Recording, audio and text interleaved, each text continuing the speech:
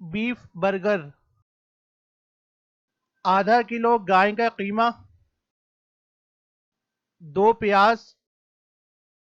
1 खाने का चमचा अदरक लहसुन का पेस्ट।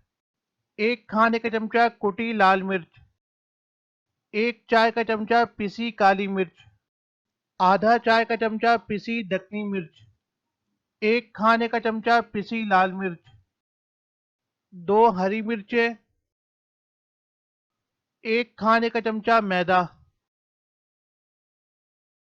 मिक्स करें, इसके बाद इसे ग्राइंड करें।